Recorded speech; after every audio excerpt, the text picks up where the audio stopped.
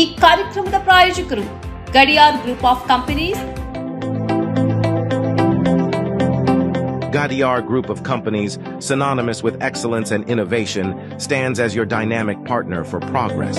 Gadiar Group ensures safety as guardians in firefighting and builds vibrant communities in real estate. Building tomorrow, today.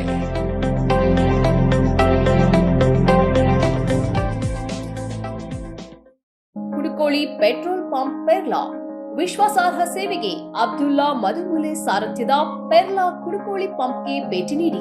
ರಾಜ್ಯ ಹೆದ್ದಾರಿ 64ರಲ್ಲಿ ನಿಮಗಾಗಿ ಕಾಯುತ್ತಿದೆ.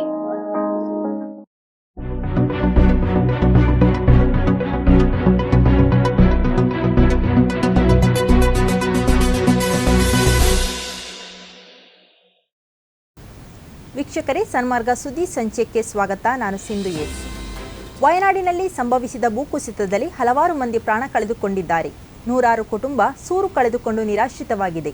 ಎಲ್ಲಿಗೆ ಹೋಗಬೇಕು, ಕುಟುಂಬ ಸದಸ್ಯರನ್ನು ಎಲ್ಲಿ ಹುಡುಕಬೇಕು ಎಂಬುದು ತಿಳಿಯುತ್ತಿಲ್ಲ. ಮಕ್ಕಳು ಕೂಡ ನಾಪತ್ತೆಯಾಗಿದ್ದಾರೆ. ನೋವು ಹಂಚಿಕೊಳ್ಳಲು ಆಗದ ಸಂಕಷ್ಟ ಸ್ಥಿತಿ ಅಲ್ಲಿಯವರದ್ದಾಗಿದೆ. ಜಿಲ್ಲಾಸ್ಪತ್ರೆಯಲ್ಲಿ ಇರುವ ಚಿಕ್ಕ ಜಾಗದಲ್ಲಿ ಸಾಲಾಗಿರಿಸಿದ ಮೃತದೇಹಗಳನ್ನು ನೋಡಿ ಪ್ರೀತಿ ಪಾತ್ರರನ್ನ ಹುಡುಕುತ್ತಾ ಹತಾಶೆಯಲ್ಲಿ ಕುಟುಂಬ ಸದಸ್ಯರು ಓಡಾಡುವ ದೃಶ್ಯ ಮನಕಲುಕುವಂತಿದೆ. ನದಿ ಮತ್ತು ಮಣ್ಣಿನಡಿಯಿಂದ ಮೃತದೇಹಗಳನ್ನು ಹೊರತೆಗೆಯುವುದು ರಕ್ಷಣಾ ಕಾರ್ಯಕರ್ತರಿಗೆ ಸವಾಲಿನ ಕೆಲಸವಾಗಿದ್ದು, ಮೃತರ ಸಂಖ್ಯೆಯನ್ನು ನಿಖರವಾಗಿ ಹೇಳಲಾಗುತ್ತಿಲ್ಲ ಎಂದು ತಿಳಿಸಿದೆ. ಸಿಕ್ಕ ಮೃತದೇಹದ ಭಾಗಗಳು ಒಬ್ಬ ವ್ಯಕ್ತಿಗೆ ಸೇರಿದೆಯೇ ಅಥವಾ ಬೇರೆ ಬೇರೆ ವ್ಯಕ್ತಿಗಳಿಗೆ ಸಂಬಂಧಿಸಿದವೇ ಎಂಬುದು ಸ್ಪಷ್ಟವಾಗಿಲ್ಲ ಎಂದು ಹೇಳಿದೆ. ಬೆಂಗಳೂರಿನಿಂದ 30 ಸದಸ್ಯರ ಎನ್ಡಿಆರ್ಎಫ್ ತಂಡವು ರಕ್ಷಣಾ ಕಾರ್ಯಾಚರಣೆಗೆ ಸಹಾಯ ಮಾಡಲು ವಯನಾಡಿಗೆ ಧಾವಿಸಿದೆ.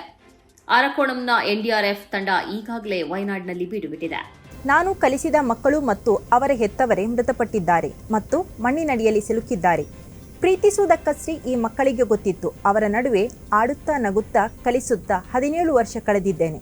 ಈ ಮಕ್ಕಳನ್ನು ನಾನು ಹೇಗೆ ಇಲ್ಲ ಎಂದು ಕಲ್ಪಿಸಿಕೊಳ್ಳಲಿ ಎಂದು ವಯನಾಡಿನ ಶಾಲೆಯ ಉಣ್ಣಿ ಮಾಸ್ತರ್ ಕಣ್ಣೀರು ಗರೆದಿದ್ದಾರೆ. 26 ಶಿಕ್ಷಕರಿರುವ ಈ ಶಾಲೆಯಲ್ಲಿ ಇವರು ಕಳೆದ 17 ವರ್ಷಗಳಿಂದ ಶಿಕ್ಷಕರಾಗಿ ಸೇವೆ ಸಲ್ಲಿಸುತ್ತಿದ್ದಾರೆ. ಹಳೆಯ ಶಾಲೆ ಇನ್ನೂ ಮರಳಿ ಸಿಗಲಾರದು. ಇನ್ನು ಇಲ್ಲಿ ಯಾರು ವಾಸಿಸುತ್ತಾರೆ, ನಾನಿನ್ನು ಇಲ್ಲಿ ಹೇಗೆ ಕಲಿಸಲಿ ಎಂದವರು ದುಃಖಿಸಿದ್ದಾರೆ.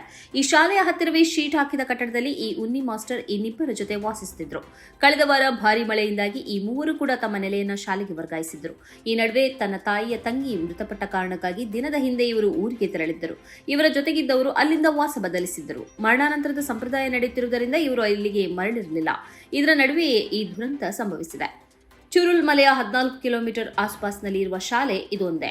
ಈ ಊರಿನವರೆಲ್ಲರ ಪರಿಚಯ ನನಗಿದೆ. ಸಂಜೆ ಈ ಊರಿನವರು ಅಂಗಡಿಗೆ ಬರುತ್ತಾರೆ ಮತ್ತು ನಾವಲ್ಲಿ ಮಾತನಾಡುತ್ತೇವೆ. ಎಲ್ಲವೂ ಒಂದೇ ರಾತ್ರಿಯಲ್ಲಿ ಕೊನೆಗೊಂಡಿತು ಎಂದವರು ದುಃಖ ವ್ಯಕ್ತಪಡಿಸಿದ್ದಾರೆ. ರಾಜ್ಯದ ಹಲವೆಡೆ ಭಾರೀ ಮಳೆಯಾಗುತ್ತಿದ್ದು ವಿವಿಧ ಜಿಲ್ಲೆಗಳಲ್ಲಿ ಪ್ರವಾಹ ಉಂಟಾಗಿದೆ.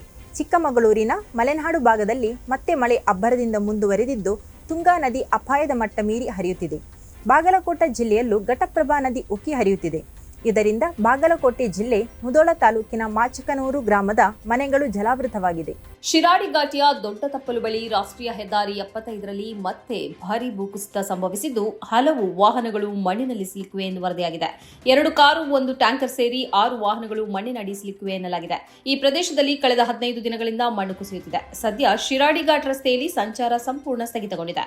ಜುಲೈ 18ರಂದು ಶಿರಾಡಿ ಘಾಟಿಯ ರಸ್ತೆಯ ದೊಡ್ಡ ತಪ್ಪಲು ಬಳಿ ಭೂಕುಸಿತ ಸಂಭವಿಸಿತು.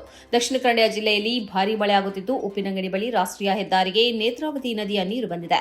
ನದಿ ನೀರು ಹರಿಯುತ್ತಿರುವುದರಿಂದ ಮಂಗಳೂರು ಬೆಂಗಳೂರು ಹೆದ್ದಾರಿ ಸಂಚಾರ ಅಸ್ತವ್ಯಸ್ತಗೊಂಡಿದೆ.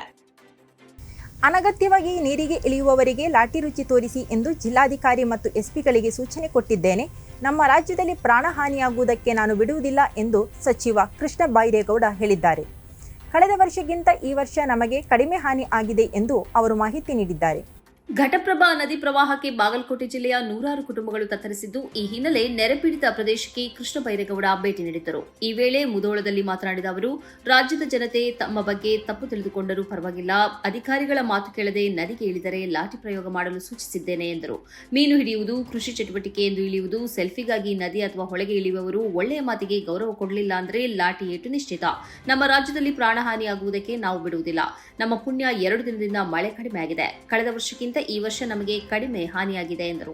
ಮುಖ್ಯಮಂತ್ರಿ ಸಿದ್ದರಾಮಯ್ಯ ಮತ್ತು ಉಪಮುಖ್ಯಮಂತ್ರಿ ಡಿಕೆ ಶಿವಕುಮಾರ್ ದೆಹಲಿಗೆ ಬರುವಂತೆ ಕಾಂಗ್ರೆಸ್ ಹೈಕಮಾಂಡ್ ಬುಲಾವ್ ನೀಡಿದ್ದು ಇಬ್ಬರು ಮಂಗಳವಾರ ದೆಹಲಿಗೆ ತೆರಳಿದ್ದಾರೆ.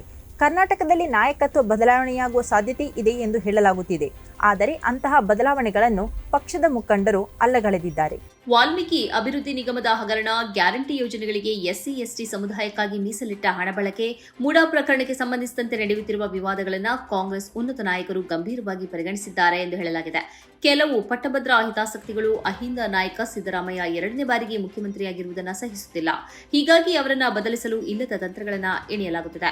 ಆದರೆ ಅಂತಹ ಯಾವುದೇ ಬದಲಾವಣೆಗಳು ಸಾಧ್ಯವಿಲ್ಲ ಎಂದು ಕಾಂಗ್ರೆಸ್ ಹಿರಿಯ ನಾಯಕರೊಬ್ಬರು ಹೇಳಿದ್ದಾರೆ. ರಾಜ್ಯದ ರಾಜಕೀಯ ಬೆಳವಣಿಗೆಗಳ ಬಗ್ಗೆ ನೇರವಾಗಿ ಮಾಹಿತಿ ಪಡೆಯಲು ಪಕ್ಷದ ನಾಯಕರು ಸಿದ್ದರಾಮಯ್ಯ ಮತ್ತು ಡಿಕೆ ಶಿವಕುಮಾರ್ ಅವರನ್ನ ದೆಹಲಿಗೆ ಕರೆಸಿಕೊಂಡಿರಬಹುದು. ರಾಜ್ಯ ನಾಯಕತ್ವದಲ್ಲಿನ ಬದಲಾವಣೆ ಬಗ್ಗೆ ಯಾವುದೇ ಮಾತುಕತೆ ಇಲ್ಲ ಎಂದು ಪಕ್ಷದ ಮೂಲಗಳು ಹೇಳಿರುವುದಾಗಿ ವರದಿಯಾಗಿದೆ.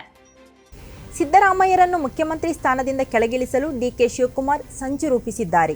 ಡಿಕೆಶಿ ಸಲಹೆ ಮೇರೆಗೆ ಬಿವೈ ವಿಜಯೇಂದ್ರ ಪಾದಯಾತ್ರೆ ಮಾಡುತ್ತಿದ್ದಾರೆ ಎಂದು ಬಿಜೆಪಿ ಶಾಸಕ ಬಸನಗೌಡ ಪಾಟೀಲ್ ಯತ್ನಾಳ್ ಬಾಂಬ್ ಸಿಡಿಸಿದ್ದಾರೆ. ಬೆಳಗಾವಿಯಲ್ಲಿ ಸುದ್ದಿಗಾರರ ಜೊತೆ ಮಂಗಳವಾರ ಮಾತನಾಡಿದ ಶಾಸಕ ಬಸನಗೌಡ ಪಾಟೀಲ್ ಯತ್ನಾಳ್, ಡಿಕೆ ಶಿವಕುಮಾರ್ ರನ್ನ ಮುಖ್ಯಮಂತ್ರಿ ಮಾಡಲು ಬಿವೈ ವಿಜಯೇಂದ್ರ ಕೈಜೋಡಿಸಿದ್ದಾರೆ ಎಂದು ದೂರಿದರು. ಈ ಪಾದಯಾತ್ರೆ ಹೊಂದಾಣಿಕೆ ರಾಜಕಾರಣವಾಗಿದೆ. ಡಿಕೆ ಶಿವಕುಮಾರ್ ಉಪಕಾರ ತೀರಿಸಲಿಕ್ಕೆ ವಿಜಯೇಂದ್ರ ಪಾದಯಾತ್ರೆ ಮಾಡುತ್ತಿದ್ದಾರೆ ಎಂದರು. ಮೂಡಾ ಮಾಜಿ ಅಧ್ಯಕ್ಷ ಎಚ್.ವಿ. ರಾಜೀವ್ ಬಿಜೆಪಿಯಲ್ಲೇ ಇದ್ದಾಗ ಈ ಹಗರಣ ನಡೆದಿದೆ. ಈಗ ಅವರು ಕಾಂಗ್ರೆಸ್ ಸೇರಿದ್ದಾರೆ. ಕಾಂಗ್ರೆಸ್ ಯಾಕೆ ಸೇರಿದ್ದಾರೆ ಎಂದರೆ ಇದೆಲ್ಲ ಮುಚ್ಚಿ ಹಾಕಲು. ರಾಜೀವ್ ಯಾರ ನಿರ್ದೇಶನದ ಮೇಲೆ ಕಾಂಗ್ರೆಸ್ ಸೇರಿದ್ದಾರೆ ಎನ್ನುವುದು ಎಲ್ಲರಿಗೂ ಗೊತ್ತಿದೆ.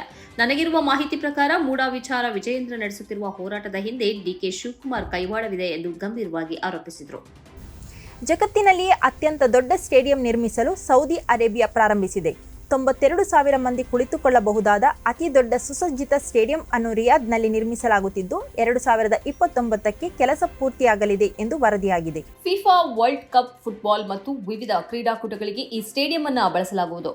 ರಿಯಾದ್ನ ಕಿಂಗ್ ಅಬ್ದುಲ್ ಅಜೀಜ್ ಪಾರ್ಕ್ನಲ್ಲಿ ಈ ಸ್ಟೇಡಿಯಂ ನಿರ್ಮಾಣವಾಗುತ್ತಿದೆ. ಜಗತ್ತಿನ ಅತಿದೊಡ್ಡ ಸ್ಟೇಡಿಯಂಗಳ ಪೈಕಿ ಈ ಸ್ಟೇಡಿಯಂ 6ನೇದಾಗಲಿದೆ ಎಂದು ವರದಿಯಾಗಿದೆ. ಈ ಸ್ಟೇಡಿಯಂನಲ್ಲಿ 2,200 ಸೀಟ್ಗಳನ್ನು ಅತಿಥಿಗಳಿಗೆ ಮೀಸಲಿಡಲಾಗಿದ್ದು 150 ಸೀಟ್ಗಳನ್ನು ಆಡಳಿತ ವರ್ಗಕ್ಕೆ ಮೀಸಲಿಡಲಾಗುವುದು. ಸ್ಟೇಡಿಯಂ ಮತ್ತು ಗ್ಯಾಲರಿ ಸಂಪೂರ್ಣ ಹವಾನಿಯಂತ್ರಿತವಾಗಿರಲಿದೆ. ಇದು ಈ ಹೊತ್ತಿನ ಸುದ್ದಿ ಸಂಚಯ. ನಿರಂತರ ಸುದ್ದಿಗಾಗಿ ವೀಕ್ಷಿಸಿ ಸನ್ಮಾರ್ಗ ನ್ಯೂಸ್. ಸುದ್ದಿಗಳ ಸಂತೆಯಲ್ಲಿ ಸತ್ಯದ ಮೊಂಬತ್ತಿ.